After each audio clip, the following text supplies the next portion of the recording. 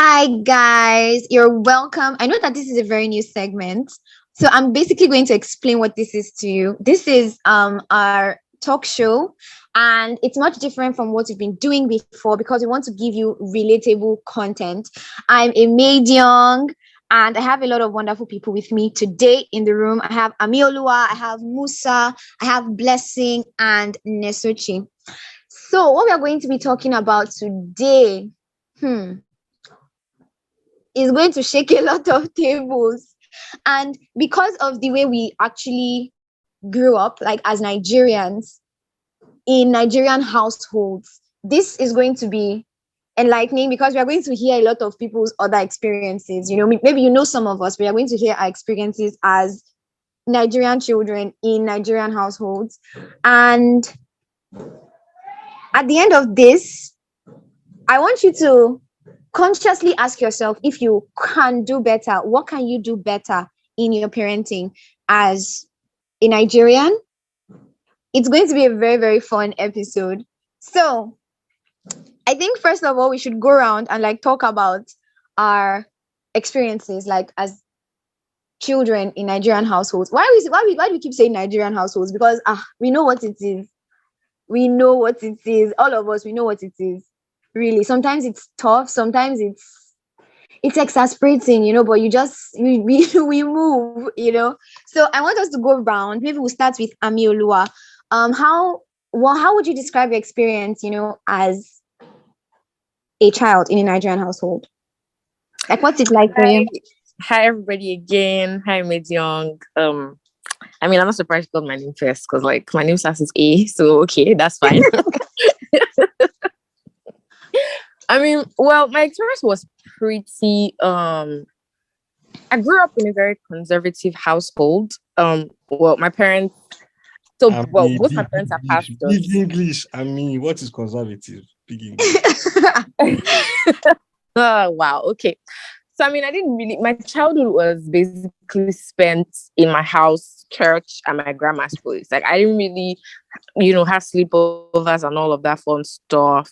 I didn't just randomly go to, the houses of my friends or houses of my neighbors or whatever. So I pretty much grew up around my parents a lot. So my childhood was very, very house based, if that makes any sense. So yeah. Growing up though, I realized that my personality was a little bit I basically realized that I was an extrovert. I think my parents realized that as well.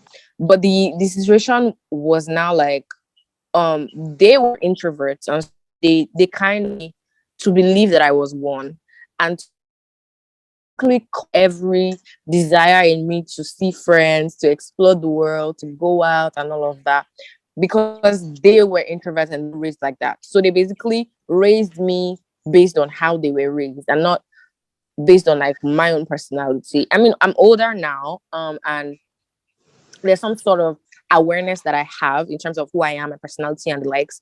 But then my personality, my experience would be that I was raised by parents who believed that you're our child, and so our personalities obviously must transfer to you as well. If we're introverts, then our children are automatically introverts. No going out, no necessarily hanging out with friends, none of that stuff.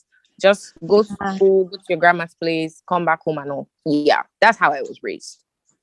Wow. I think a lot of us can actually relate to that. But I never even thought of it with the perspective of personality. As we were talking, I was trying to gauge my parents, okay, are they introverts? I think my dad is an introvert because actually I have never once, my dad has never had friends over, though these are my friends. Everybody can really say, oh, this is daddy's friend. He doesn't have friends. All his relationships are compartmentalized. If you're a colleague, you're a colleague. If you're a church member, you're a church member. If you are a relative, you're a relative. If you are, all of them are in a box. There's no spillover. I don't know. Do you understand? I just realized that. And my mom, I think my mom's an extrovert. Well, she's not an extrovert, but she's definitely more extroverted than my dad. So, Mm. okay. Thanks so much, Ami, for Maybe sharing that. Yep. you're Mhm. giving your parents, Rasta. Musa, is your turn to tell us No, what your wait. good childhood was. First of all, like, Hi, yeah, Judah, by the way. welcome. Welcome, Judah. Hi, welcome. Say thanks. You're Sorry for coming welcome. late. You're welcome, Judah. Thanks. Sorry for coming late, y'all. It's okay. So, Musa, let's hear from you. No, What was it like for I'll you pass growing this up? cup over. I'll pass this cup over. Why are you passing it over? Everybody gets the cup. Everybody has to drink from the cup. Musa, it's your turn At to this drink. point, I thought because Ami was saying it's because my name is A, B was following, but I don't know what's happening right now. No, I Same. I mean, really There's an is, I order. don't know. Nature is guys, occurring. you guys are beefing Don't, Musa today. don't. Let me Musa just rest. I wasn't supporting you. I was let me Oh, say wow. Musa, Musa, I'm sorry. So, take me shy. whoosh. Wait, so is it me? Yes, no. Yeah, it's you. Yeah. You know why they vex now? Why they sound like this? All I'm right. not. I'm just like guy. Drink the cup they've passed to you. Drink. Drink Okay. out of it. It's okay. Okay. Okay. Okay. All right. See, we're a big family. Let's start from there. Hmm. 6 Very children. Oh, big. I have a story. I have a story, but I think Musa is going to be very angry with me if I share this Yeah, you story. already vex me already. I said what's the routes. Okay. Let's hear about your family. Okay. So yeah, big family. You know, it's the typical African. Africa is a community kind of setting. You know, like with aunties, but there are so many females though. Around me.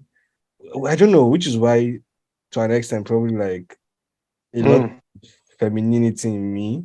Like I notice a lot of femininity. Like I think human beings are both. So there's Interesting.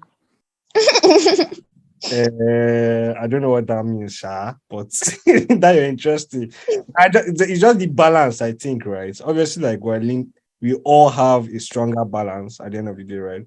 But we just have Yeah. to acknowledge the two sides. Anyways, so big family, community. When I was younger, because I moved, changed locations, like countries, at when I was 8.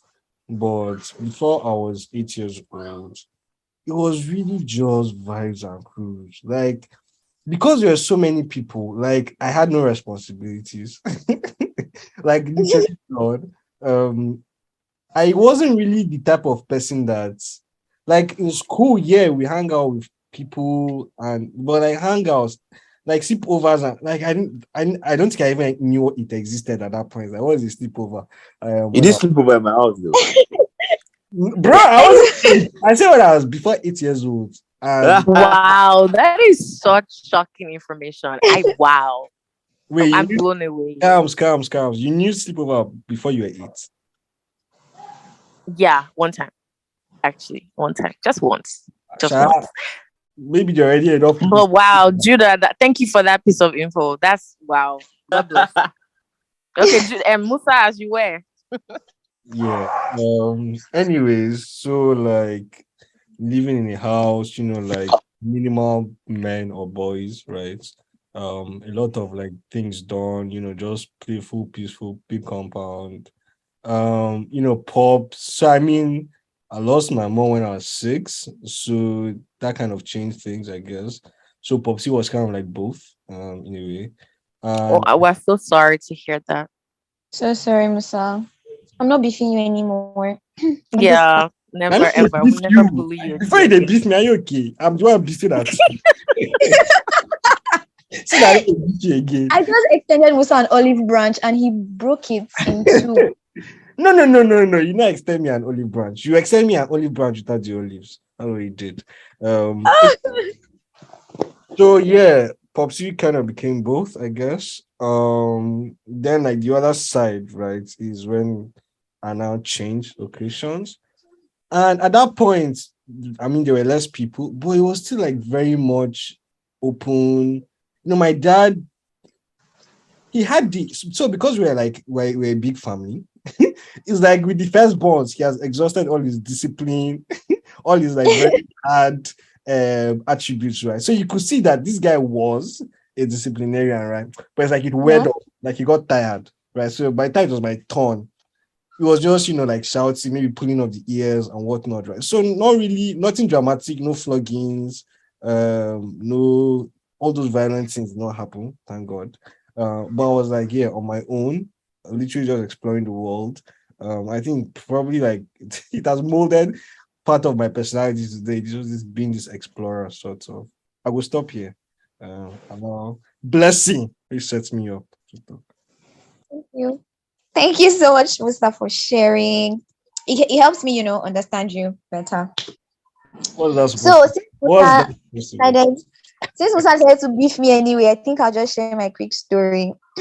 Because apparently I tried. I mean, you guys saw that I tried. So I think I'll just share my story. Musa, can I go ahead? Am I safe? I know they hold you. Like, go ahead. Yeah, I'll host now. Go ahead. I feel threatened, so I'm just going to move to the next person. So we are passing the cup to Blessing. Blessing, can you tell us what growing up was like? Tell us what it was like. I'm so sorry to hear about the loss of your mom. So sorry. Okay, for me, growing up was more like I think my dad was always so persistent on the need to get exposure. You must be exposed. Is going to be what will help you in life. But again, the definition of exposure also matters, right? Of course. Exposure. I feel exposure to him was getting the best, going to the best school, getting a good network, having good people, so you could build your confidence. You won't be shy in the crowd, and all. And in getting going to the best school, it also drove him to. I think during those long breaks, I had a lesson teacher. I remember I made one of my lesson teachers. The man, he resigned. Oh, Wow. What I did made you him resign. do? You know this kind of thing, like when the TV is playing and he's explaining something, and I know I'm hearing him, but I'll make it like you. Do you understand? I was like, "Sir, can you start again?" I know how many times I told him, "Sir, can he resigned at the end of the day." Thank God. But basically,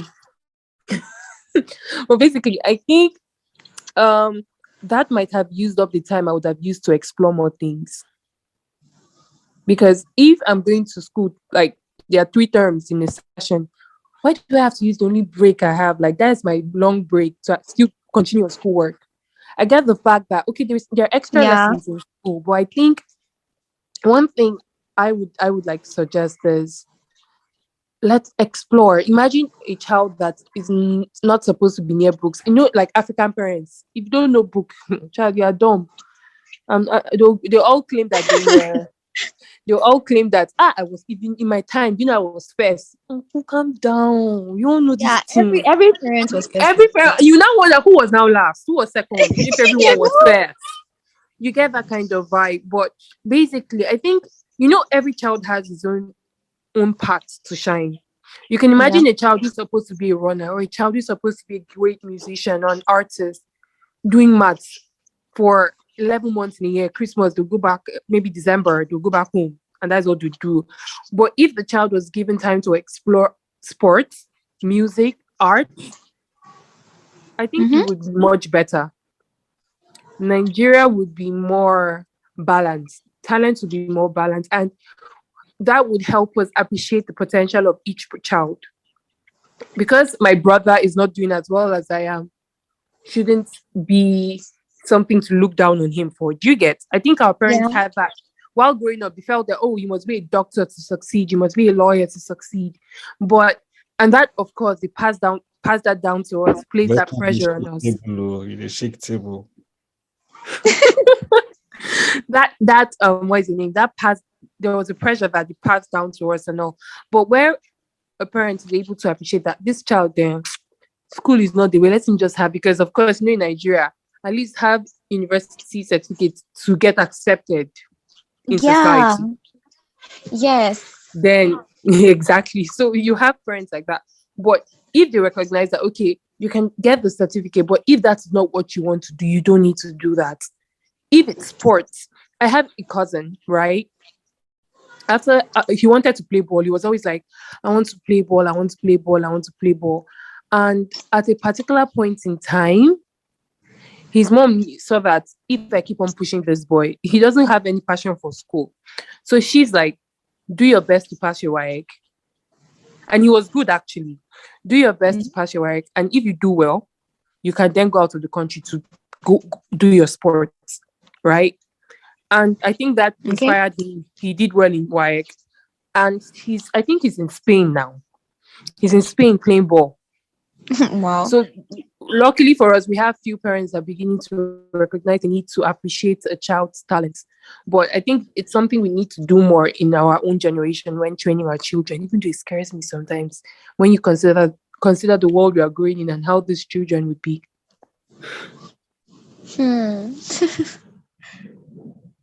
They'll come back home and tell you, they can come back like children coming back to tell their parents, Mommy, I'm a day. Oh my God.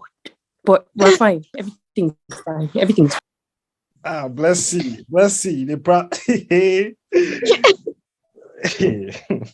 Okay. You get So I understand. I completely understand. And I relate with that fear a lot because, one of the things I said earlier in the introduction was because when I was thinking about this topic, I was like, can I really say that I would do a better job, as a parent? Because there's this fear of you restricting them too much.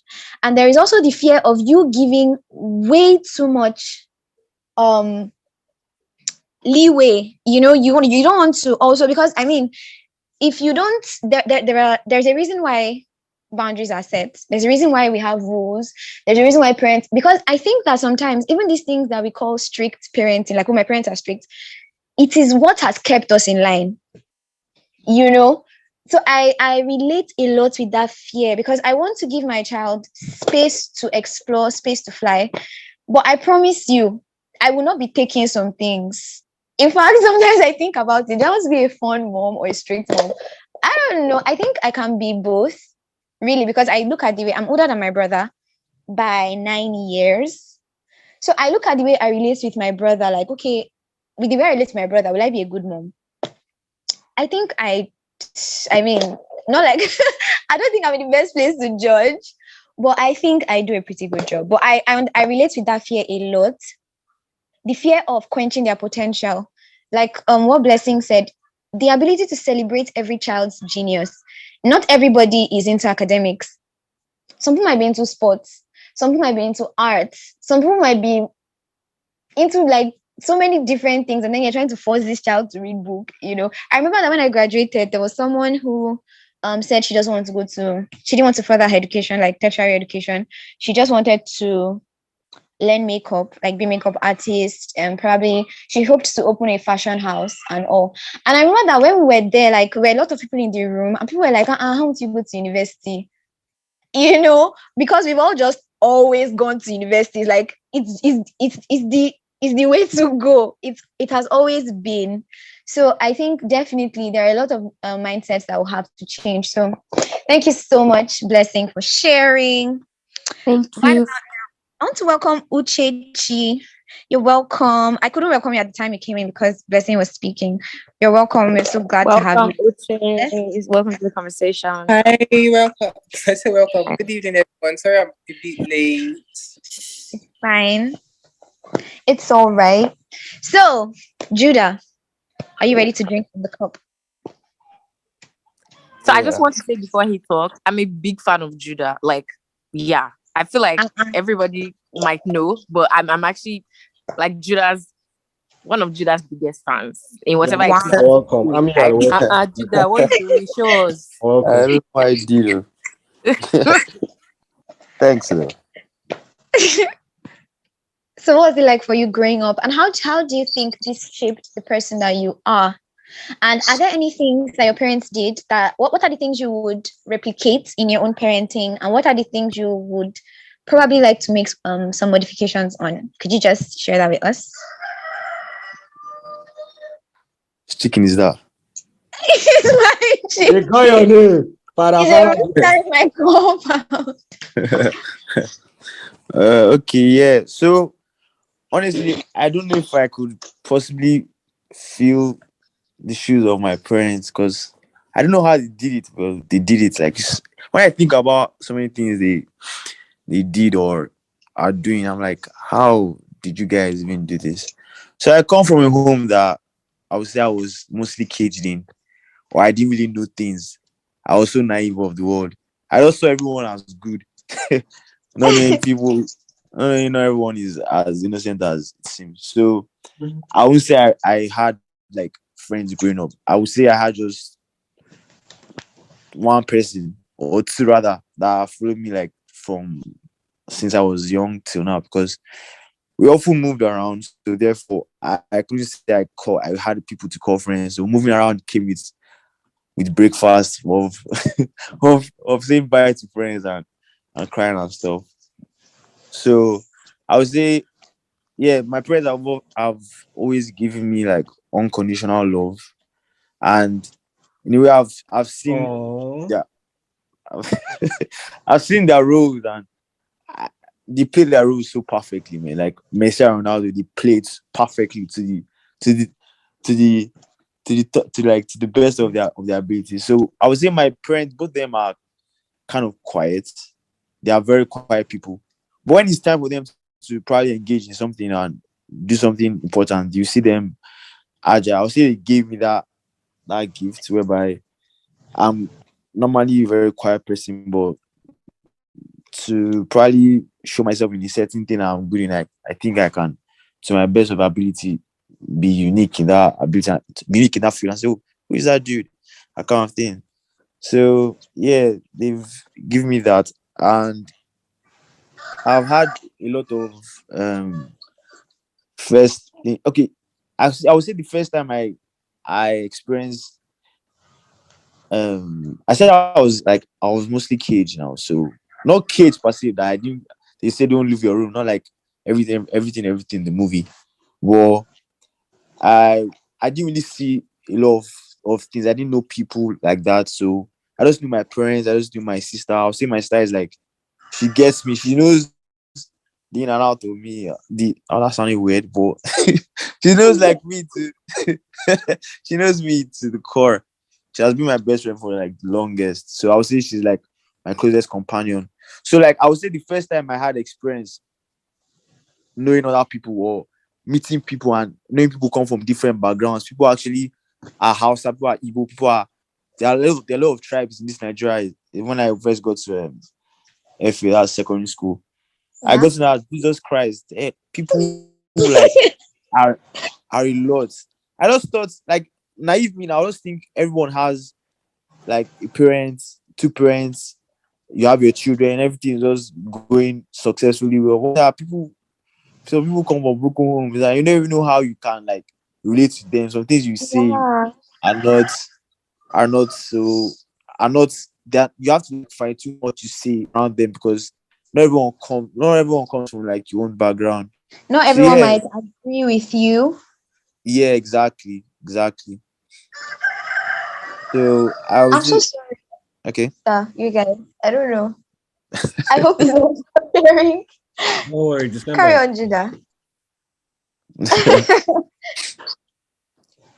So yeah, that's like pretty much my parents. And I'm think I'm very free with them. I would say my dad was hardly around, but was around, but we didn't really like bond until I would say um second like university. I think I told my mom once that this guy plays real well, but I don't know this guy like that. I just see the guy enter the house and you say, well, I'm off to work, I'm back to work. Hi Judah, hey Judah, have you done assignment? Have you done this?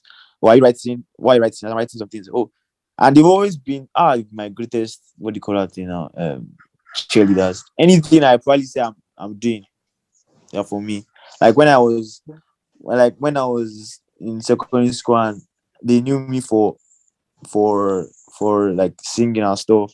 This guy is literally Remember. after after school like vacate. Normal people will send their children to lesson, maths and English. This dude they carry me to like music school. Like why? Yeah, honest, man.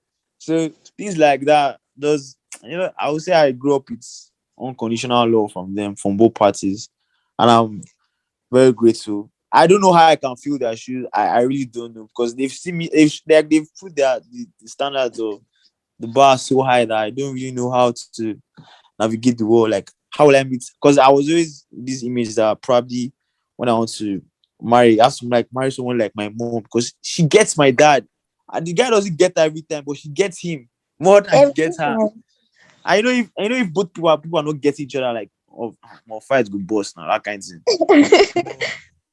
Or like they've even Can I to just like interrupt and say, Mommy Judah is so cool. Like, she's so cool. Really? Anyways, So you're also a fan? yeah, she's like my half mom. So, anyways, Oh, guy. Wait, Oh, that thank is God, so thank God, my cute. mom That is is cool. very Let me that's just very give this. cute. Let me just give this story like before I leave or step okay. past the cup. So there's a time that Musa and I were like talking. That was after secondary school. bro, you're saying talk as So if Musa, what guy now? sorry, sorry, we're At this chatting. stage, Whatever. bro. We're, we're chatting. So Musa was like recommending to me that guy, let's go for Faust concert, something like that. I don't know if you can remember, Sha. So I said, let's go for Faust concerts, blah blah blah. This. We're not trying to like maneuver. How will I do this? Like, how will I leave home and tell my parents? Or my mom was okay. My dad was he traveled that time, so I said, how am I going to tell my mom that I want to go for Faust concert? So Musa now we now like brainstorm. I like just say I come to crash in my house now, that kind of thing. But we'll now go for the concert. I don't know if you can remember Musa. So that's Oh, what we now sir. that's wait. Why Like they this is call my name? funny. Emedium, strike two. So so I think my mom, she's good in reading between the lines now. So I think I said, mommy, I think I want to, because I already knew Musa now. Musa was, of course, a very good influence in my life. So she now said, Oh, I want to go and see Musa. I want to probably sleep over, that kind of thing. I said, okay, that's fine. So last, the thing been boss. She just said, no, something you can't go. Then like years later, I will say after I finished university, she said, I'm so sorry I did this, but I read your chat with Musa and I saw what you're about to do. I'm like, serious. I'm like, Jesus, guy, why will you do this? But so like, I was just scared, that kind of thing. So a point I like understand, but now I'm like, I would have probably attended Faust concert then. Yeah, Hey, so I'm like, she operates on some wavelength of like of being dope and stuff. Sha. well, wait, Yeah, I that's just before, understand. calm down. Was that before the sleepover at your place, or I would say it's around that time. I'm not really sure, but yeah. so I cast like that? Oh more. Yeah, we cast, not you cast. We casted Oh, together. but if I look up your phone now, anyways, make we stop. I think Yeah. I think I really have to commend the way she handled this situation because if I put my own parents in the same situation, I will never be able to do anything again in my life. Yeah. I will never like that trust is just going to. But then she just told you, no, I don't think you should go or whatever. And I guess she didn't hold it against you because I mean, moving forward, you guys still you were able to also. I'm sure you're still able to visit some people. I know. But Yeah, my yeah. parents So have so been still able very to few hide. of me going out and stuff. I don't think my parents would have been able to hide this. They'll be like, "You're lying. This is what you want to do." Because I mean that like that's just the way they are, you know. So I actually commend the way she handled the situation because most times I hope to not be a parent that scolds too frequently because with the way I grew up, especially when especially when they have not calmed down to listen, and then I'm just being scolded, it makes me retreat. I tend Yeah. to hide. I don't want to somehow it just I don't feel good sharing some things, especially if there are things I really, really have issues with.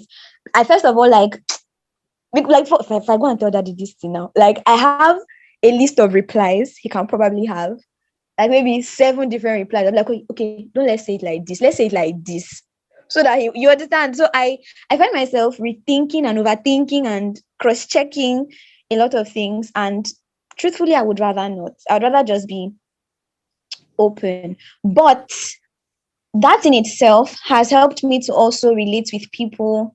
It has helped me to, what's the word? To observe people.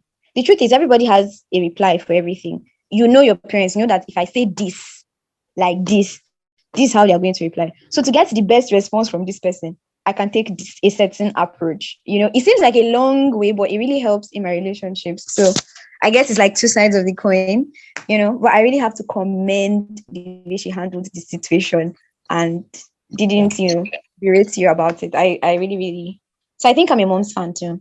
You can tell her, like, we can make a fan club, a fan page, Of Thank you. course. I'm sure it's All right. So, okay, Miss Uchi, you're up next.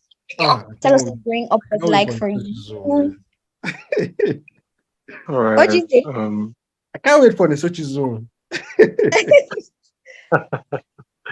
All right. Thank you guys so much for the opportunity. Thank you, Musa, and everyone.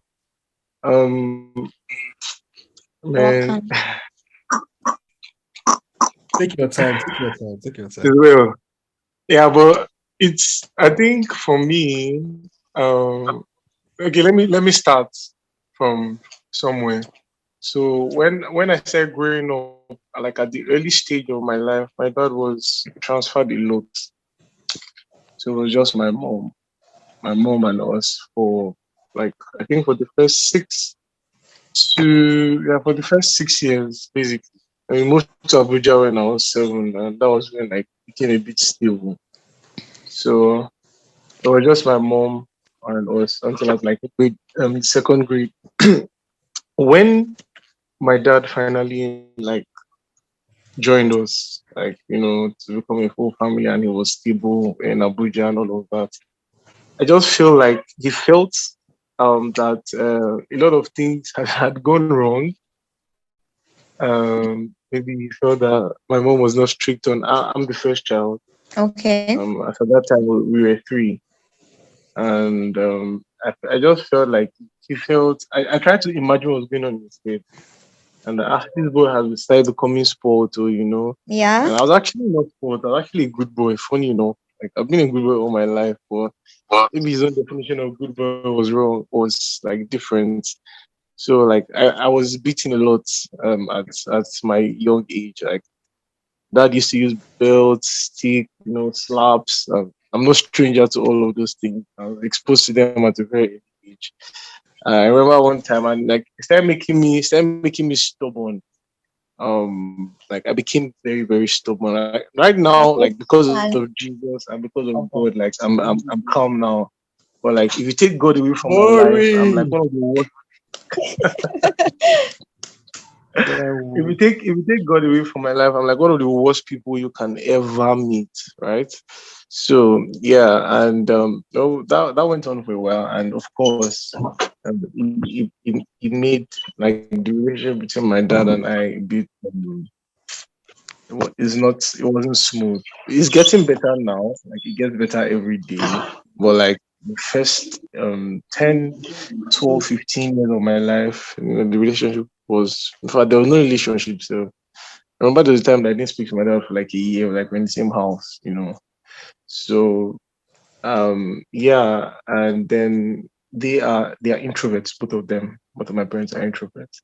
And after me, like I look at my younger sibling and I realize that like both of them are extroverted. My second, okay, after it's me, my younger sister, and then 2 boys after her. So the first boy he just entered university now. He's 100 level.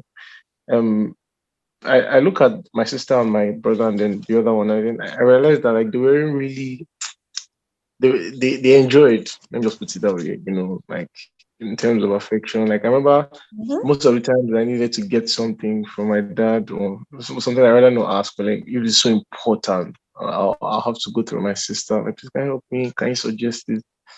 And then I have to go through my brother as well and say, oh, can you help? Can you suggest?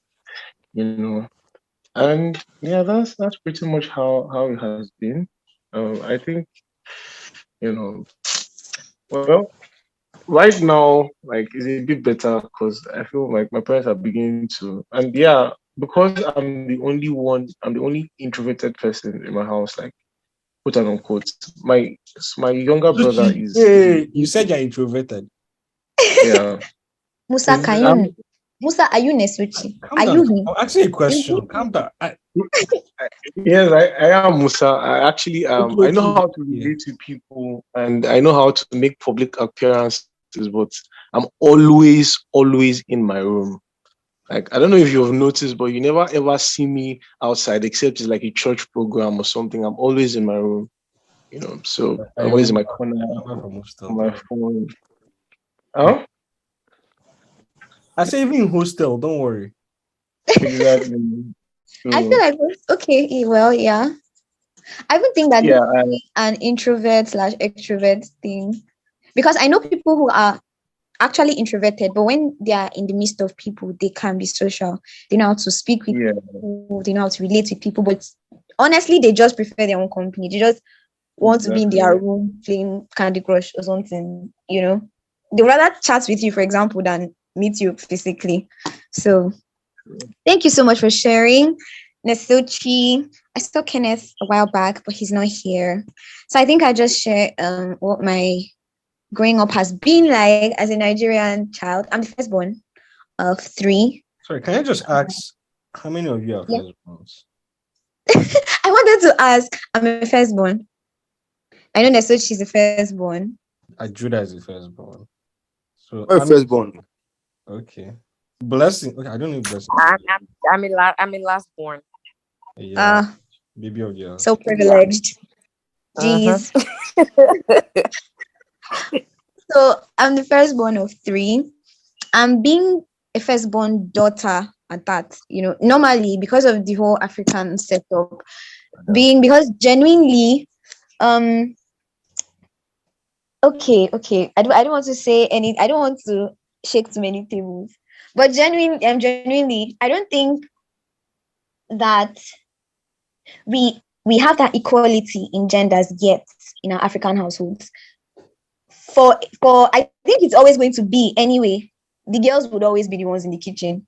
The guys would always be the ones washing the cars and opening gates. It's just like, and I appreciate that because it has given a structure, to society, because women are even anatomically and biologically different.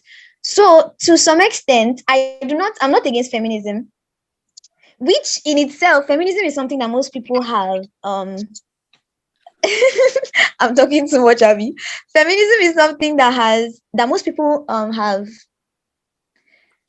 would I say they've abused because they don't really know what it is. They think we are fighting to be the same as men. No, we're just vouching for equal opportunities, that you don't shut a person down based on her gender if she has the same qualifications, if she has the same capabilities, if she has the same potentials. But most people think that, because you're a feminist now, don't let me talk too much. Anyway, as a Nigerian child, as a firstborn daughter, there are a lot of responsibilities. I'm the second mom of my house, and I need to tell you that I'm a superhero in my own right. I have superpowers. For example, getting everybody ready before 6:30 a.m. because that's the time everybody must leave the house, and I deal with 4 different individuals. And sometimes I prepare like 2 different dishes in one morning. So there's a lot there's a lot of like proactivity, I guess, that comes before that. I mean, like when I'm at home, I'm constantly thinking, okay, tomorrow, like just today, because tomorrow is a public holiday. Just today, I was actually eating, and then I was like, wait, we've not ironed this uniform. My style is like chill. Tomorrow is public holiday. I was like, oh, okay. So it's like my default setting, I'm like always looking out for everybody else, which is good. My growing up, I think I also grew up in a conservative home. Mostly indoors. I remember that most times, because I had friends in school, and my friends are like, okay, they're having a party, and they give me an invite, and then I go to my mom like, my friend is having social party, and she's like, eh. And then she starts talking about something else. I'm like, mommy, you don't understand. I'm like, my friend is having a party. Man. Oh, She's like, where is the party safe? And I'm like, oh, it's in so place. She'll be like, eh. So It's too Emejion, far. can we just talk on invitations? Like everybody that's here, please let's talk on invitations. I think How was, everybody will have the story. how was invitations like Everybody- in your family? How did they receive it?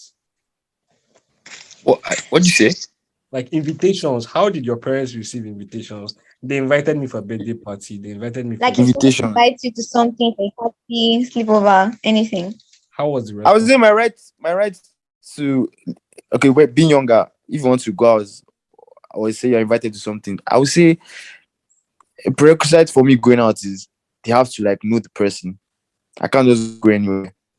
Because it's still Africa though. You know, it's not every place you go to, it's not every place you go to, it's not every where they will tell you to go to. So you have to Of just course. know the people, know the environment, because it's still Africa. It's not like Me no be America back say up, abi. Johnny invited me, that kind of thing. Nah, I'm not Johnny's not inviting you anywhere. I'm staying here and reading your books. For real. You're washing plates, you're doing chores. Yeah, and people also have this ulterior motive. Like for my mother's like I'll say for my mother's background now, she has seen how people are genuinely wicked for no reason. People are wicked at someone's success. So therefore, someone could do the most evil things to just demoralize that person or do wicked as that person. So if you invite the person and your invite is for like something that is an ulterior motive, the mother or the father will just like I'm sensing my spirit that I shouldn't go or don't do this, don't do that. And at that time, all of us are like, mommy, now please, how about Amaka is going to be there, David is going to be there. You know these people who said, yes, I know them. Just you can carry my phone and play game.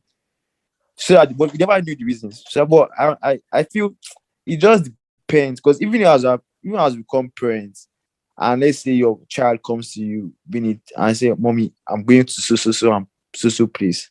And let's say I've brought some friends over to the house and you have seen how her friends act. And I've seen a particular friend, and let's say your mind was just hysteric to that person.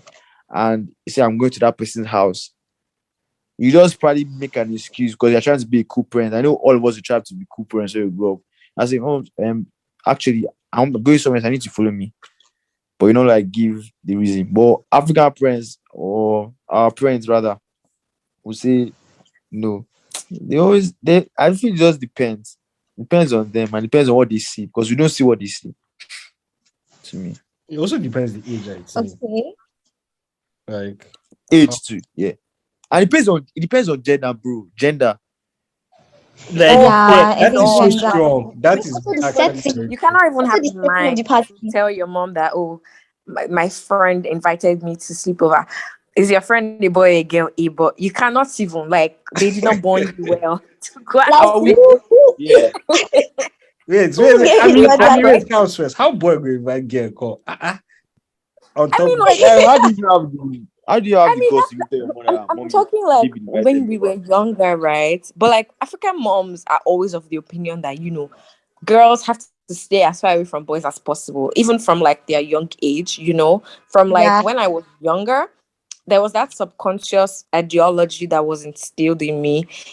And it's like, stay away from boys, don't go to boys' houses, don't touch boys, don't let boys touch you, and all of that, right? So it's even growing up and beginning to see the world through your own lenses, you start to really think, my reaction to things and the ideologies that I have now, were they automatically transferred by my parents, or they are my actual original reactions? You oh yeah, know calm what down. I mean? I mean, So it's like, oh, if your daughter today comes yep. and says, "Mommy, Mm-hmm, she's mm-hmm, 4 years old. Mommy, Peter invited mm-hmm. me to sleep over in his house," what will you say? No, bro, we're Is not anyone else? going. Is anyone Let's else going to be not. there? Is anybody else? Are you the only one he invited? Are there like other friends that are going to be there as well? If Oh, yes, I mean, obviously. and I know Peter's mom, and I know like the other friends that are going to be there. Why not? Yeah, Maru. they are four, like literally I babies, go, 4 years I go old. tell Ami's child daughter tomorrow. If I else, I think I genuinely No, but I would plan. want. I plan to be a very reasonable mom. I do. Yeah, I do. I do. I think all our parents think they are reasonable. Our parents are Actually, Oh just well. watching. you Oh well. know, like actually, they actually think they are reasonable. I don't think I would go let my child go for a sleepover. I mean, I never went for any sleepovers, and I think I turned out just fine. If anything, it made me so much, made me dependent of people. Sometimes I have such a healthy self-esteem, like literally anything could happen to me and I would be all right. I'd be fine. I can be walking on a stage in front of a billion people and trip and I can laugh it off. Like I could not talk. I don't know. It just made me such an independent person. And I think when I become a parent, purpose will be my greatest motivation ever. Like, you want to go for a sleepover? Why? Just for fun. I'm fun. Let's have a sleepover.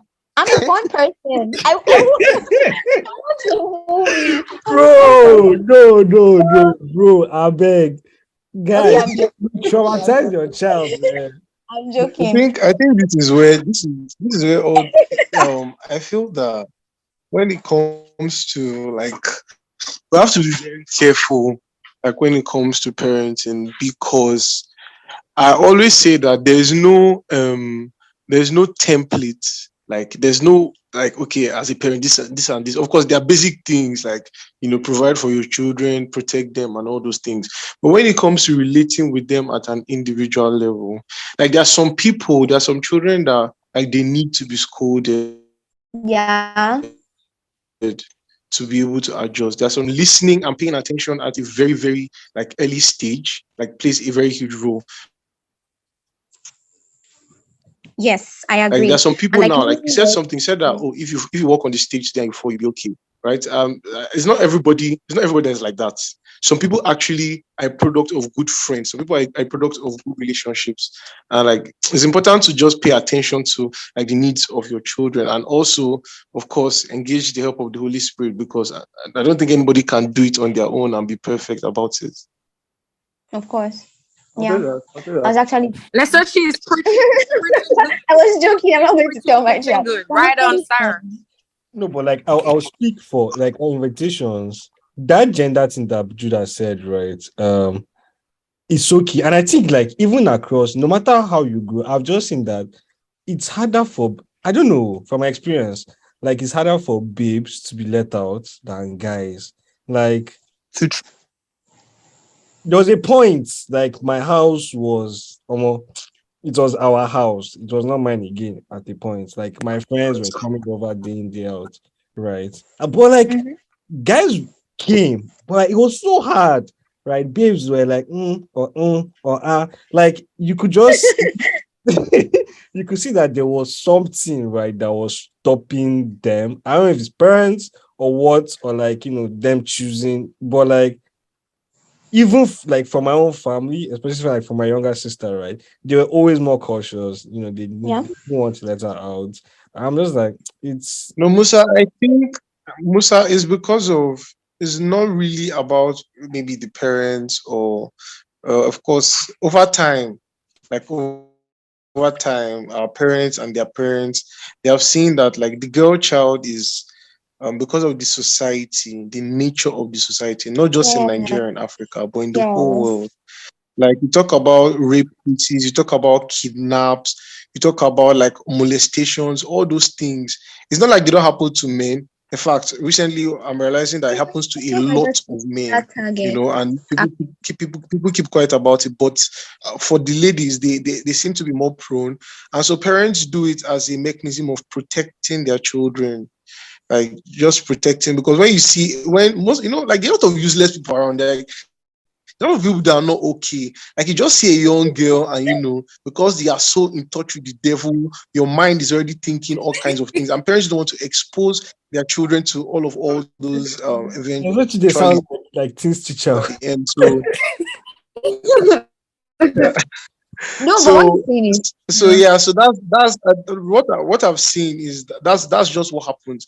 Like even my sister now, when we're growing up, and just some years ago, not even so long, even let me just say it stopped like 2 years ago. So anytime she has to go out, my brother and I have to accompany her. Like we just stay, we try to be discreet about it. We'll be like, oh, we came for our own thing, and we'll just be hanging around. It's not my parents also began to realize that okay, we need to let them out, but there's still what happens because the society is terrible. The place is so unsafe. Even men can be kidnapped, and so you start talking about what happens if it's just a girl. So I think that's just what happens with that. And that's why we see that men, the girl child is more caged than the guy. It's not like they prefer the guy to have more fun, but then they are just worried about, oh, this is the way the society is. The society by default already favors men. Society by default already protects the boy child, but then the society by default is looks at the girl child, looks at her as a instrument and all those things, and so they just want to protect them as much as possible. So I think that's from what I've observed so far. That's what happens with the whole protection and all of that. Word. And so she's like, you're ready to be a parent, though. This one we don't accumulate. honestly. Very soon. We're not going for So I have a wedding, question, right? I have a invitation. question. How many of us are going to like spank our kids? Like spank? I was going to ask that round actually. How many of you are going to beat your children? For me, Kenneth, what did you say? Kenneth, what did you say? Yeah, like what did you say? Oh no, I was like very soon. We'll start attending people's wedding. Bina, Musa, starting with Musa. Very soon. Like it's not yet far. But of the things I'm hearing is like a lot of people have been doing some deep stuff, deep planning already. Yeah, Musa inclusive. But that's actually a question I wanted to ask you. Like, do you think it's actually necessary to beat your child? Like, is it not an alternative to discipline and trying to correct your children? Must you always beat them? To me, I feel like if I'm parent, like it's not necessary. I agree. I don't. So it's not going to be my first resort, right? I feel like I would explore all other possible options first, and I wouldn't give up. I won't say, "Oh well, this didn't work, so I'm just going to start slugging or spanking." You know what I mean?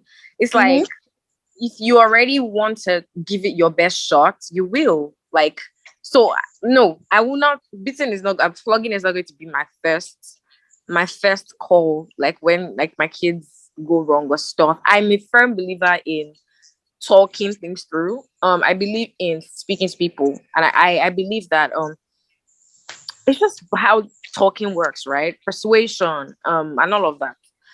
But so I have like a scenario in my head, right? And that scenario is, so for instance, if my son is like in basketball team of his school and like he really likes basketball, he's like one of their star players and stuff. One thing I could do, and one thing I think I will do is be like, you know what, you're not playing for this term. I'm going to go to your principal and I'm going to tell them you're sitting this one out, and that's punishment for your actions. Or like suspension, like 2 weeks suspension from your basketball team, or I'm taking away your PS4, or your ground. Basically, depriving them of things that they enjoy, not because you hate them, but because you want them to see that actions have consequences. I'm not going to say I would never spank, because that's a long call. Children will run you crazy if you're not careful, but even when you are careful, my dear. Yeah, even when you are careful. Yeah. So yeah, flogging would, it's not, I'm not ruling it out, but not because I'm going in with the mentality of, oh, I'm going to flog my kids. Yeah. Okay. Flogging is also like, it's not really about flogging. I've realized, Like a lot of times, some parents flog not because they want to flog, but they don't have the energy to invest emotional intelligence. Like a lot of parents actually, when they come back, right, the moment they flog, they're stressed. Like they just want to rest. Like they just want to chill. And then a child, for example, you come back, and then a child has opened the fridge, and all the milk is in the kitchen, and like there's like your logical mind and just your stress and just your energy so low, right? You just react as a human being to violent means of actions, right? At that point, trying to say, oh no, sorry, or something might be hard. So I think we also have to be careful, probably when we encounter our children at home. As per like if we know we are doing like hard labor or like our work will require so much energy, like mentally and physically, right? Probably we should not put ourselves in a situation whereby we will meet our kids, right, at a point. For example, if that is lunchtime or it's dinner time, right? And you know that they normally mess the kitchen up or like the house up by dinner. Maybe time yourself as a parent to like come before or earlier. I just think like there are tactics to it because a lot of times like you are exhausted and that is why you react like violently. So Yeah, being conscious of your own like weakness is necessary in my opinion. I agree. Neso, do you think you're going to flog your kid? Is a tool, right? Like spanking is a tool. Same way speaking is a tool. The same way depriving them of something is also a tool, right? So you have to know exactly when to use what. And for me, like I earlier mentioned, you can't do this parenting thing without the Holy Spirit because, like, you know, you mess up. So you should know. I can't say I will never beat, you know, because I know that there are sometimes, even as adults, there are sometimes that some of you need to do some things. You need to spank them, like, oh boy, waiting they do you, you slap the guy's head or slap his hand. So you can't say, oh, I will never do this Giving or I will never violence do when the that. switch But is giving there are violence. sometimes that there are some things that there are actually some actions that require it, but you must learn whatever it is you do because we must understand the purpose. Somebody made mention of purpose. You must understand the purpose and what's the purpose to correct in love. Right? Some people Yeah. beat and it becomes wickedness. They beat and inflict scars and all those things. That defeats the point. Sometimes I see You certain know? things and I'm like, this is no longer correction. It's physical abuse. Exactly. Exactly. So you should know exactly when. Of course, like somebody mentioned that it shouldn't be the first point of the correction. Of course, there are other things you can do. But then if it gets to that, and the Holy Spirit gives guidance, it might be necessary. So yeah. There's what of those we no can't get this spirit? It's something to acquire. I don't know how you're winging it It's without the Holy Spirit, but you need dangerous. it. Eh? It should be coveted. If they don't have it, they should covet it. They should ask, and it shall be given. Thank you. Yes, now. But still on this BT matter, I think, of course, I think I'm going to. In fact, I will. But for some certain things, for example, there are things that don't require beating. Maybe a child's room is scattered. You now beat the child because your room is scattered. Some things, it's just a child being a child. Or you beat a child for playing too much. I don't know. A child has to play. Do you understand? Like, they have to play. It's part of their growth. It's part of their learning process. Of course, you can time it. Maybe if they are spending too much time on screen, you're like, okay, you spent too much screen time. Now you have to, I don't know, put your toys back in order. Something. It has to be like something. But I just feel like there are some things you shouldn't beat a child for. And I also think that it shouldn't be the first resort. Let's take, for example, a child steals for whatever reason. And stealing, really, when you think of it, it's not such a big thing. It's just that you took something that wasn't yours without consent. Now, this could be because the child didn't know that, okay, it can be such a grievous offense. I remember there was a time I stole a sharpener. Story time. I stole a sharpener. I was in year 2. And at the time, I did not know it was stealing. Genuinely, I know what's Sunday school, and they're like, "Thou shalt not lie, thou shalt not steal." But like, I genuinely, what happened was the sharpener was on the table. Obviously, belonged to someone, and I picked it. I used it, but I didn't drop it back. I didn't even know who owned it, but somehow it ended up in my bag. And my mom was going through my bag that day, and she was like, "Who owns the sharpener?" And I was like, "I don't know. I don't know." My first instinct was to lie for some strange reason. The point was I didn't know who owned it, and they had to make me understand that you don't pick things that are not yours, because that is called stealing. So now there was a connection in my brain between, what I've always said in Sunday school, that you should not steal, you should not lie, stuff like that. There was a connection between what has always been said and what it is. So I knew that, okay, I shouldn't do this, not only because it's a sin, because I mean, the first of all, if you went to Sunday school, you know these things. Sometimes you just sing things and say them over and over and over. You may not have a deeper understanding. But when that thing happened, I understood that, okay, it's a sin. And then my mom also explained that, what if this person needed this? What if this person was looking for this? You don't know how important this thing is to this person, and then you are with it. The person doesn't know. The person is stressing, So I didn't need to be beaten to know that, okay, you should not steal. But if a child does that over and over and over, trust me, you don't want that child to grow up, because it's like we always say, it starts from the little things. It starts from picking things. Maybe money gets missing. In my house, you can drop money on the table and come back and meet it there. Nobody's going to touch it. Nobody will touch it. All of us have seen it, but nobody will touch it except we ask. And if there's an emergency and we have to, once we take it, we make a phone call, send a message. "Oh, I saw this. I had to do this, so I picked it." But many households are not like that. Many households, you can't drop money. Even with my siblings, I can leave my money lying around in the room. I share with my sister. I can leave my money lying around, and I'll come back and meet it there.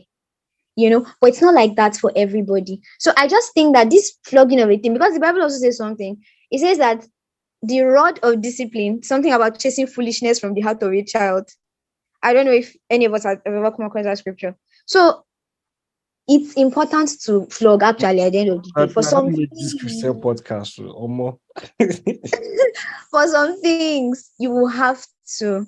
That's just what I think. But I don't think it will be a go-to, because I've noticed, for me, I don't need flogging. If you sit me down and explain to me why this is this, why this should work like this, I understand. I might make a mistake again. You might have to say it maybe twice, thrice, 4 times, as many times. But I don't think I need flogging. But I don't see people coconut head. Sometimes I hear some stories and I'm like, why are you stressing your parents like this? Like, I hear some things. I'm like, how did your parents? Well, calm down. Like, let's actually. So for so-called coconut heads, right? Yeah. I mean that there's actually a girl that's called Coconut Head. What was her name? Crackhead. Sorry, Crackhead. Anyways, Briggs. How far? I say Briggs. Judah. Like, for coconut heads, like, how do you think? I personally don't think like people have coconut heads. I just feel like every human being, at the end of the day, right? We are just experiences. We are what has happened to us or what has not happened to us. We are our absences and what we have consumed right at the end of the day. And I just feel like if you don't understand a person, right, it's more a reflection on you taking the action to beat on your ignorance, right, than for me it is on the person's so-called stubbornness or whatnot, right? Because a lot of people a lot of people need love. A lot of people just need joy. A lot of people just need somebody to hug them. Yeah. And they don't get that in their life. Like, you've been in a household and all your life, right? It's just like violence, momsy and popsy beating momsy or whatever, or dad never there or mom never there, right? Or both parents run away. Yeah, like as a first one, you have to take care of people, right? And then you meet one day and like you have your, sometimes it's just the audacity for me also for people to just name some people something, because you don't, like, people have been through a lot. I'm learning in life, right? And it's easy to call them X or Y, but like, we have to start unpacking them, right? And at the end of the day, as Nesuchi said, the core is just love.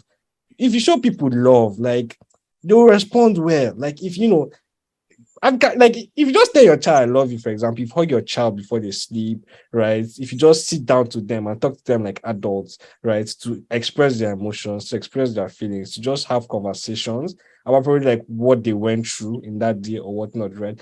Like the coconut hair will not be there again, right? The person will ease out because we are like containers, human being, and the more like as more nonsense enters us, like it gets to a threshold, right? And then we start outpouring, and then people now say you're stubborn, you don't hear what you are this, you are this, you are that, right? And because at that point, right, it's just too much for us, and we need to let it out at the end of the day.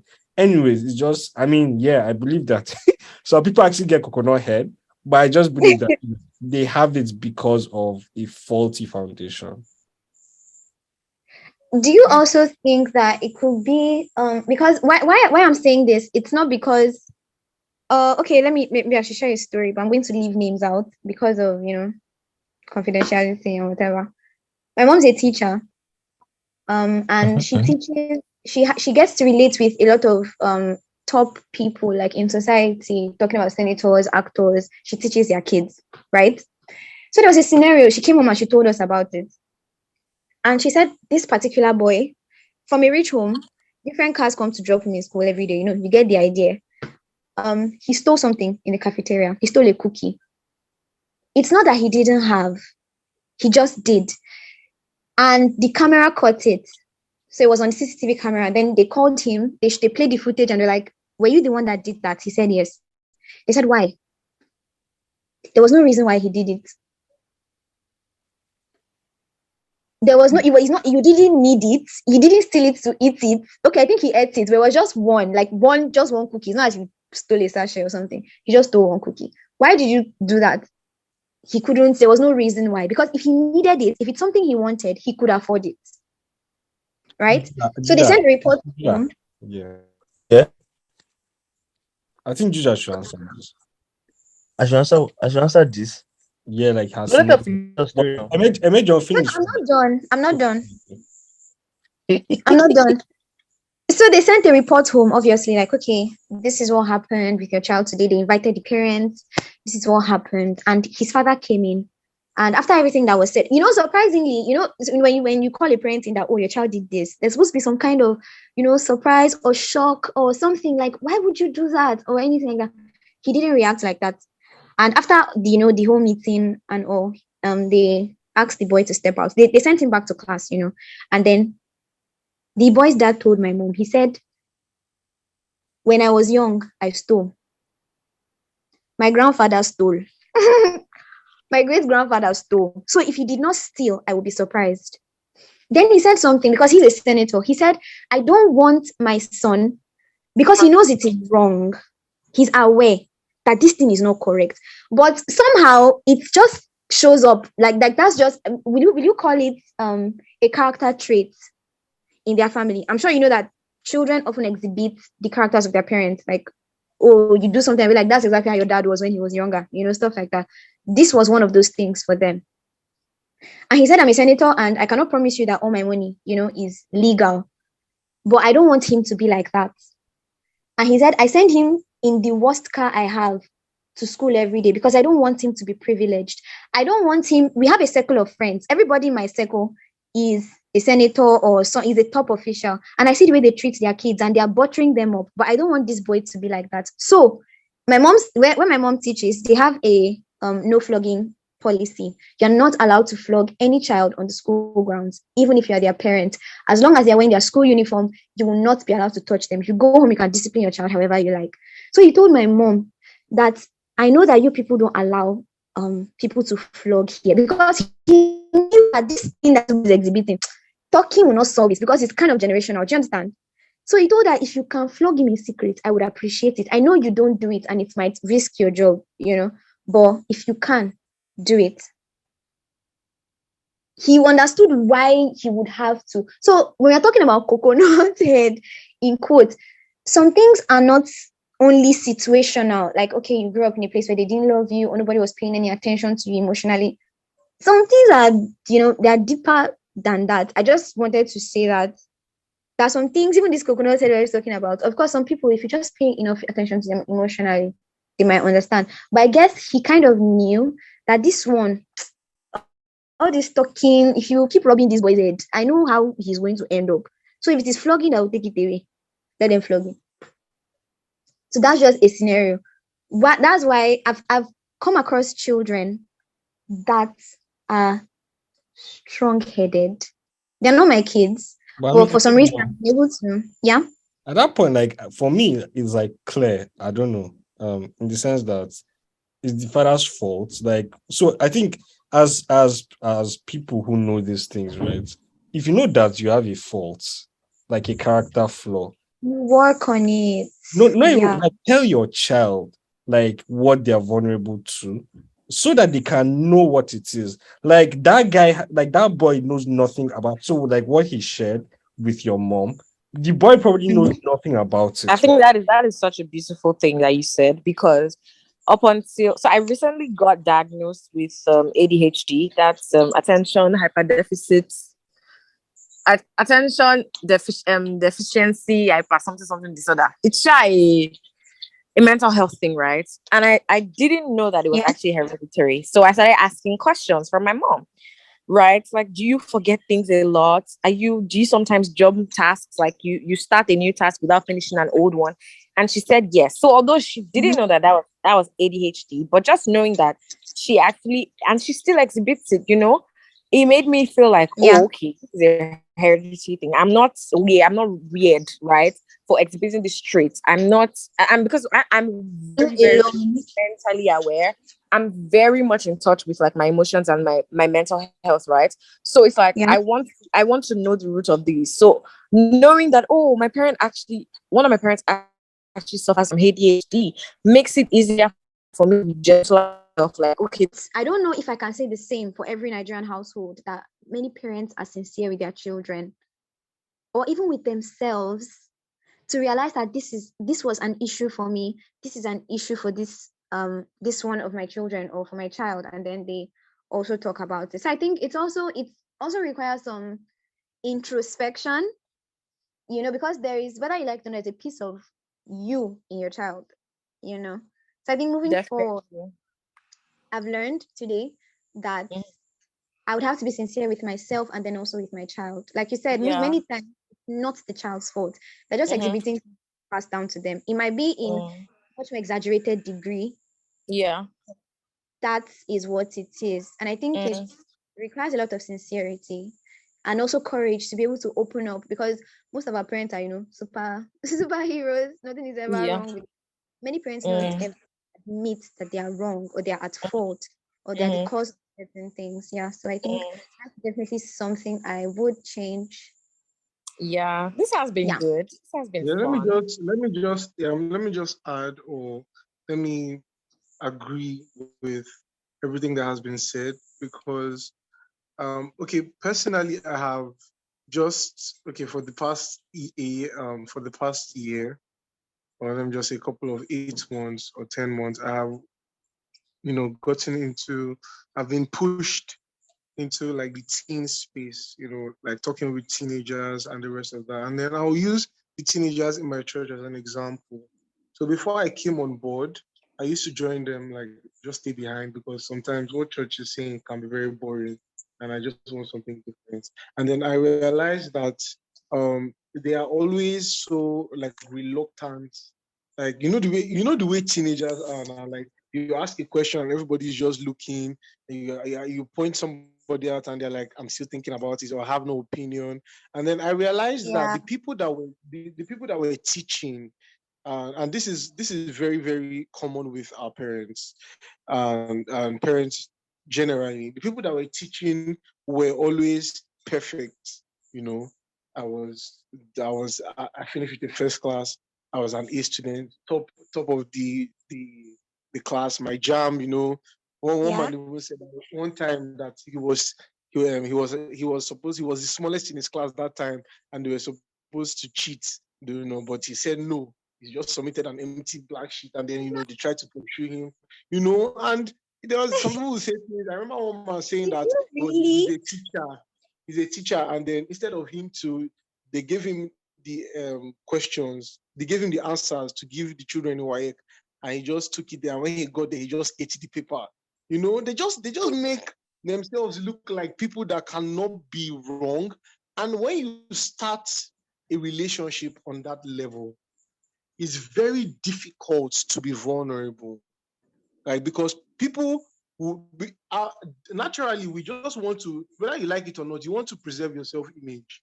You understand? You want to the way people look at you. You want, that packaging. This guy is a senior man and all those things. And those things are good in the business area. You want to become a CEO one day. You have to know how to package yourself. And all of that. But when we're talking about our kids, you have to come down to a certain level of vulnerability.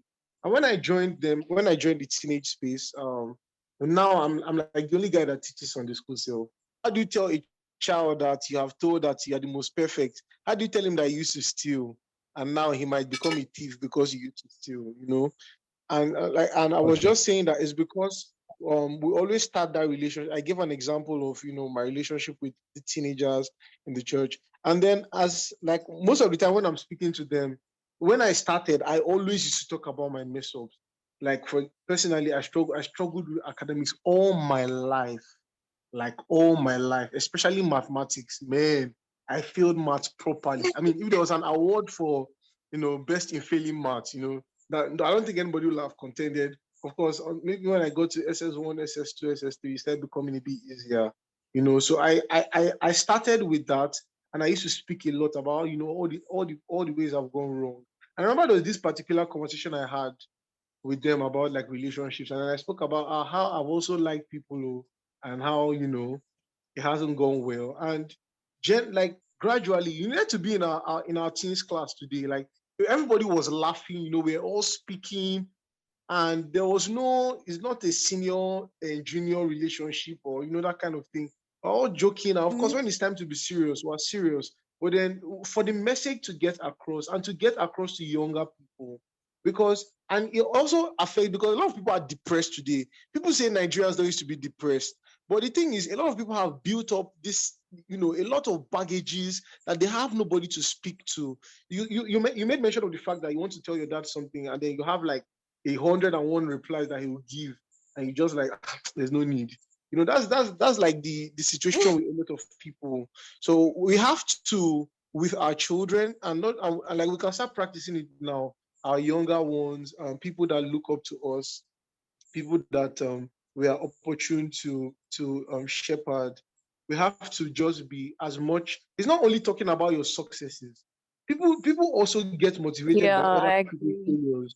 You get, it's not about saying that I can go ahead and say, oh, how I've been using computers for a very long time, I'm very good at it, and how I started talking to God at a very early age, all those things, and then just glorify myself, and I would just be giving them more reasons why they will even feel like this guy cannot even understand.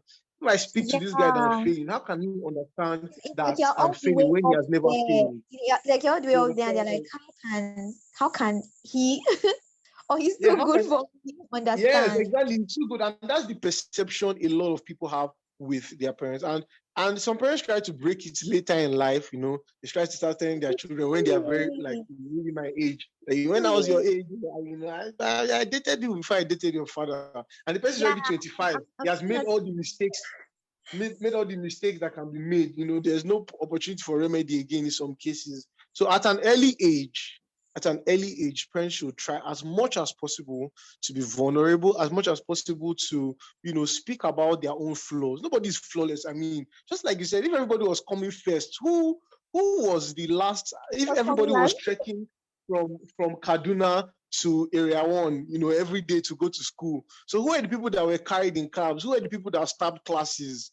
You know, and Yeah. children will have those urge to start classes, but then they can't tell you about it because you were so dedicated that every day you were walking from Kaduna to Area 2 in Abuja, so you can't even understand what it means to start class.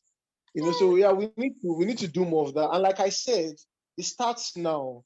It's not all about, oh, when I become a parent. Some of us have started taking parenting roles, with our siblings. Even if it's just 1 year you have between you and your Yeah, I next was and the gonna next say that. sibling, I was gonna say just that. start Start that. Some trying of now. us have Yeah. So when I started talking to younger people, I was invited to Faith Academy to talk to the SS students, and I know a lot of people here also get some of all those opportunities. It's not an opportunity to tell them how you have been the best, because even me, I hate hearing that thing. I don't want to be around people that have been, that's not what I need now. I need to be able to speak to people who can relate, and I think it will help. It will help a lot.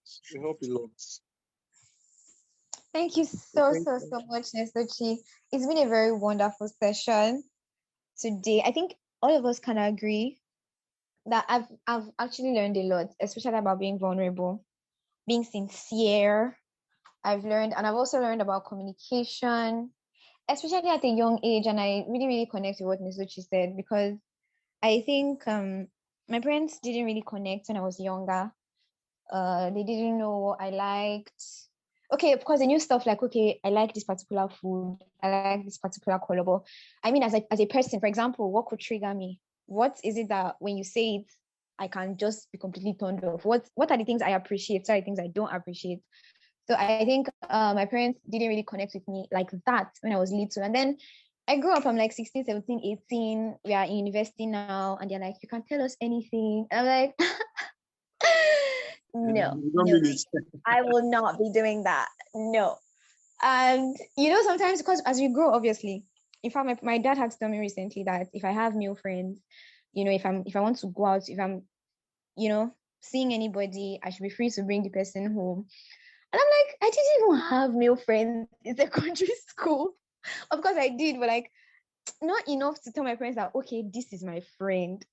Like we spoke about this today, like that fear of girls should stay away from boys, girls shouldn't mix with boys. And naturally, once you're teenagers, once they see you and a boy, they already have an image in mind, which is really not it. So when my dad told me that recently, like if I'm actually not seeing anybody anyway, when he was like, if I'm seeing anybody, I should be free to bring the person home. I was afraid. I was like, no, no. But in any case, I'm not seeing anybody anyway. But of course, if it gets that serious, definitely. You have to go through the rites of passage Why to is bring relationship like it always what? busts my head. Like relationship is so secretive in Nigeria. Like it's I mean amongst your friends, obviously not, but like within family, it's like okay, the kids might know. But like, and then all of a sudden you pass a certain age and it flips, right? Whereby the parents are not the one Yeah. expect us. Like, are you okay? I'm like, when I was 18, yeah, I never even told you, oh, you never even knew that, okay, I probably, because there's no how you're going to go through secondary school, for example. That's when you are entering puberty and all. So these things happen. And then you never even asked me at some point that, okay, who's that boy that's striking you in school? But like, we never had that conversation. We just never, I don't know. It was just, and I didn't have a phone till I was going into university. So there was nothing like, oh, who are you talking to in the night? Like, we didn't have any of those things. Or you come for visiting, because I went to boarding school. Or you come for visiting there, you're like, okay, your friends come out. Like, I never really had it. And then all of a sudden, you're like, if I have anybody I'm seeing, I don't know. Like, where do I begin? Like, how? It felt odd. So I think connecting with your Yeah, it's child, like don't touch boys, don't let boys touch you, and then boom, yeah, where's your husband? it needs to be in a relationship. I thought we're not supposed to touch boys. What's going Yeah, on? and it's like boom, all of a This sudden, aside, I'm where's still your there. husband? Why are you not married? Like from where to where? I beg. Are they selling husband on the road? You know? So I think it's been. I mean, if we enter relationship talk in Nigerian homes today, we will not live here. And we spent a lot of time, but I didn't even realize because it's been very, very wonderful every step of the way. So I appreciate everybody. Thank you, Amioluwa. Thank you, Judah.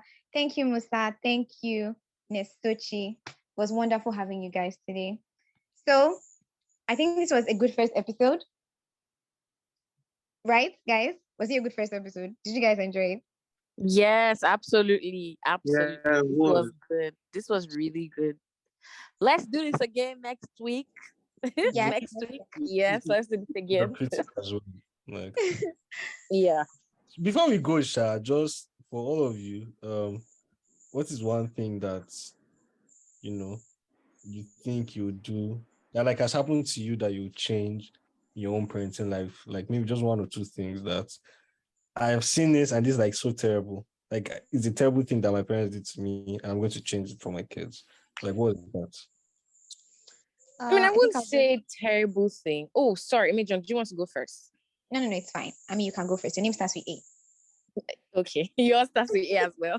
Well, okay. I won't say terrible thing per se. I think it's just how I've learned now to like empathize more with them, because like they are raising us based on the best of their ability and the best of their knowledge, right? So you know better, so you should do better. They don't know that, oh, some of their decisions have had far reaching effects or far reaching consequences on your life and whatnot, right? So I mean, if there's anything I think I would do better, I would be more, I would let my child be them. Like, I wouldn't try to impose, I wouldn't try to expect me from them. You know, if I'm an introvert and you're an extrovert, be an extrovert. If you want to pursue your life in this direction, go ahead. Like, I'll be here to support you. I think that I've learned that parenting is, I have a child. This child is not my property. I'm only here to help them steward and go in the direction that they want to go as God leads them, right? So yeah, I'm not going to expect me from them. I'm just going to let them be them, individual people with their own personalities, their own dreams, their own visions, and their own life ahead of them. I think another thing I would definitely do is I would be more empathetic to their mental struggles, and I would ensure that I'm that parent that can be spoken to about any and everything. I don't want my kids to have to rehearse before coming to ask me if they can go see a friend. I don't want my kids to be scared of approaching me for permission to go out or permission to do things. Like, I just want to have like a fundamentally friendship-based relationship with them, which I believe that we I mean, some of us have it, some of us did not, but I think it's up to us. One thing is clear, like, as the world continues to evolve, children are looking to have safe spaces as parents, and it's up to us to be that for them, such that they don't have to package their words before they come and say, oh, daddy, can I go out, or lie to you and whatnot. So I think that's what I would change. I would not expect me from them. I would be more empathetic to their mental struggles, and I will be their friend. Yeah. Okay. Can I go next? I think I should go next. What I want to change, I actually appreciate what my parents have. I think about me, like myself, and I'm like, I'm a pretty good individual, So I think they did a wonderful job. They did a very, very good job. Best But in one firstborn. thing, Best in firstborn. what do you say? Say best in firstborn, Emedion. But what I would change, I would want to connect more deeply with my kids, like more than on a surface level. And I want to be a safe place for my children, that if anything has gone wrong, I want to be the first person to know. I cannot because I'm a parent. I'm first of all a parent. I'm a guardian before I'm a friend. So I cannot promise that I would always be, lovey-dovey or anything. But I feel like we should know people. For example, you live with Musa. I'm using Musa as an example because I want Musa to stop beefing me before this podcast ends.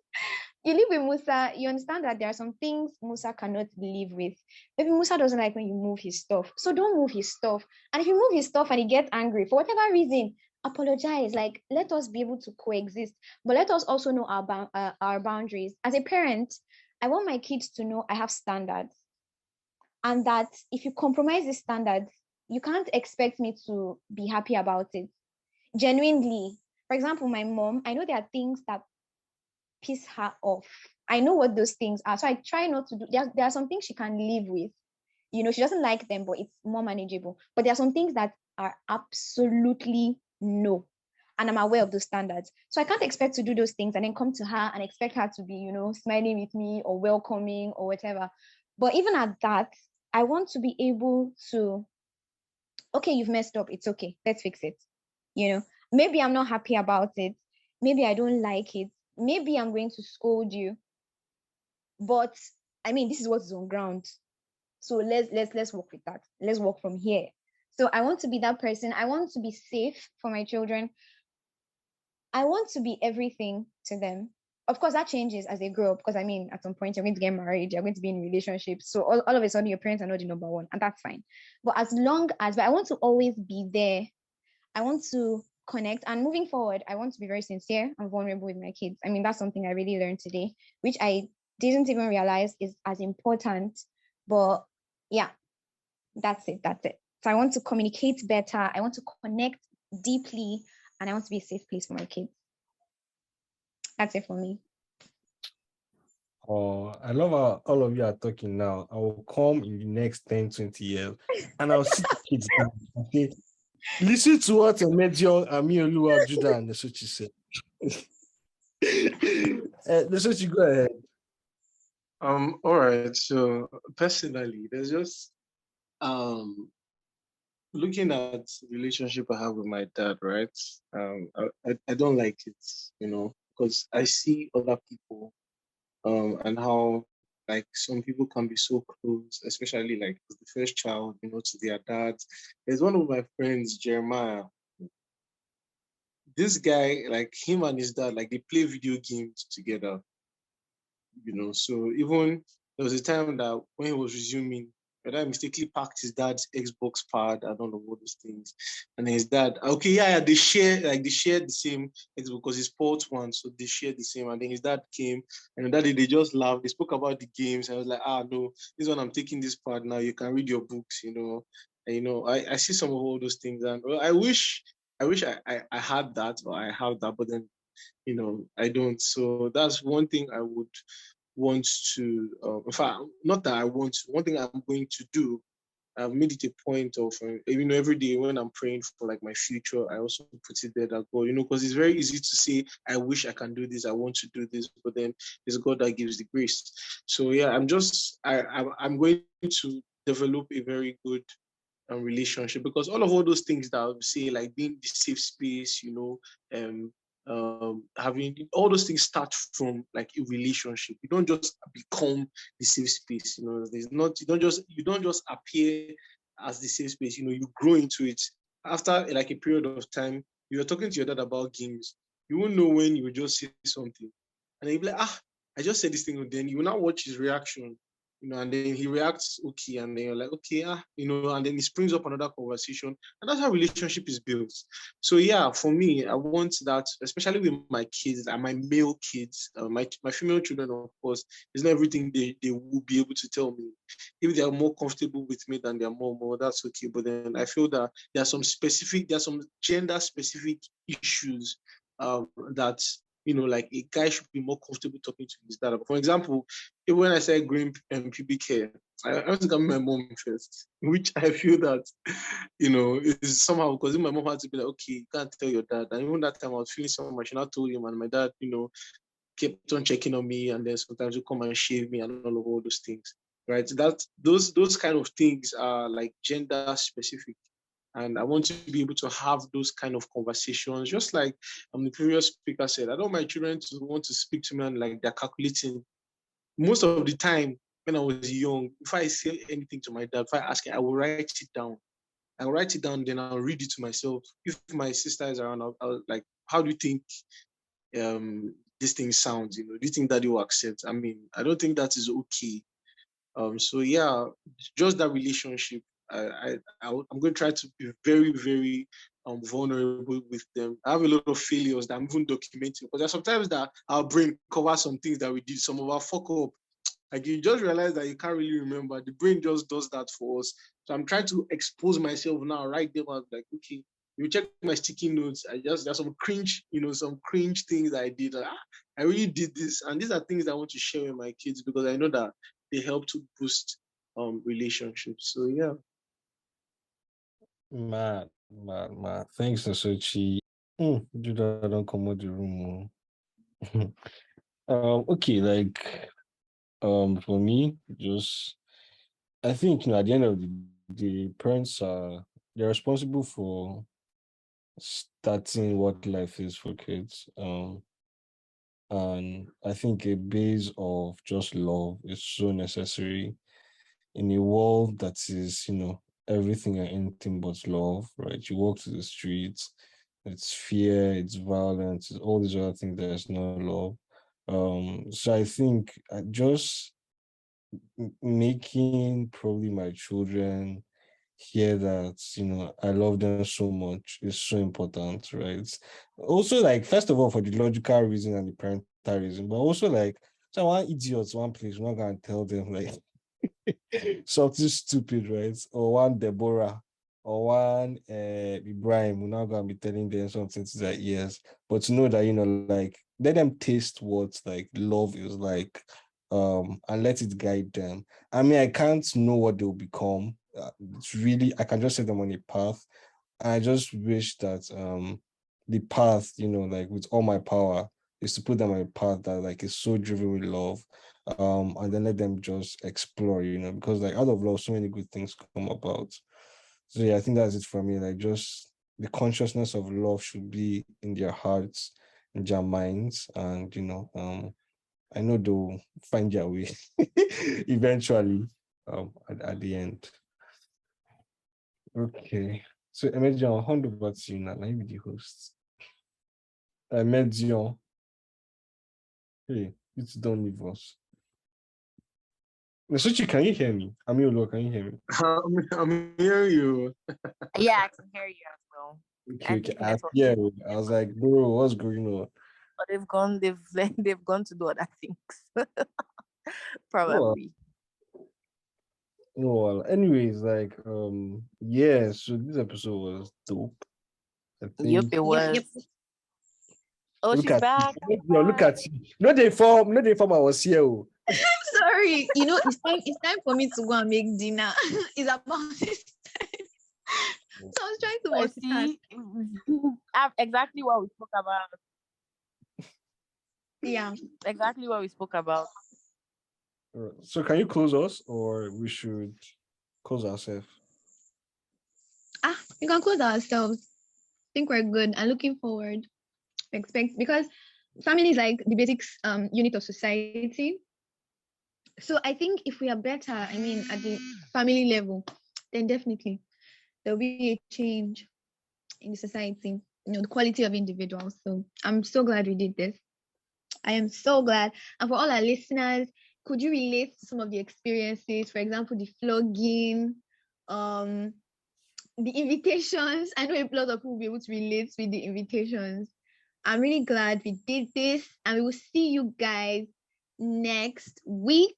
Judah, Yeah. Oh, Thanks, guys. Come, hey, thank you. What are you going to do to your children? what